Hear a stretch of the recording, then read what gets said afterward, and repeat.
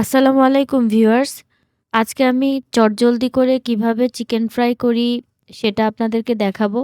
প্রথমে চিকেনগুলোকে এভাবে করে কেটে নিয়ে আমি রসুন পেস্ট দিয়ে দিলাম ১ চা চামচ, আদা পেস্ট দিয়ে দিলাম ১ চা চামচের থেকে একটু বেশি। এখানে আমি শুকনো মরিচের গুঁড়া এখন ১ চামচ দিয়েছি। পরবর্তী সময়ে আরও ১ চামচ প্রয়োজন হয়েছে। তার মানে শুকনো মরিচের গুঁড়া আমি ২ চামচ দিলাম। আর দিয়ে দিব ধনিয়া গুঁড়া ১ চা চামচ দিয়েছি, সয়া সস দিয়েছি ১ চা চামচের একটু কম, আর দিয়ে দিলাম সামান্য একটু লবণ। এই কয়টা উপকরণ দিয়ে অবশ্যই লেবুটা দিতে হবে। এখন ভিউয়ার্স আমি কয়েক ফোঁটা লেবুর রস এখানে দিয়ে দিব। তো সবগুলো উপকরণ মেশানোর আগে আমি একটা ডিম দিয়ে দিচ্ছি। এ পর্যায়ে দর্শক আমি এখন ৪ চামচ ময়দা দিয়ে দিব। তো আপনাদের যাদের অনেক তাড়া আছে তারা সাথে সাথেই ময়দা দিয়ে সরাসরি ফ্রাই করে ফেলতে পারবেন। আর যারা কিছুক্ষণের জন্য হাতে সময় থাকবে তারা কিছুক্ষণ রেস্টে রেখে তারপরে আপনারা ফ্রাই করতে পারবেন। দুটোই করতে পারবেন। আমি সাথে সাথেই ফ্রাই করছি।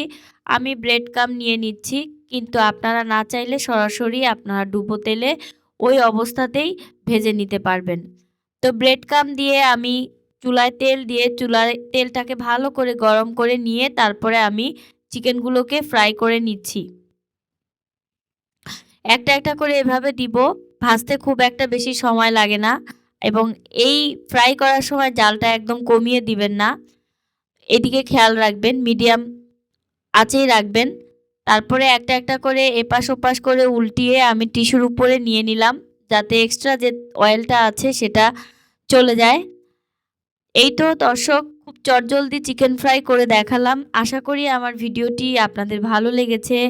আমার ভিডিওটি আপনাদের ভালো লেগে থাকলে প্লিজ আমাকে কমেন্ট করে জানাবেন এবং একটা লাইক দিবেন। ফ্রেন্ডস অ্যান্ড ফ্যামিলির কাছে যদি সম্ভব হয় আমার ভিডিওটি শেয়ার করবেন।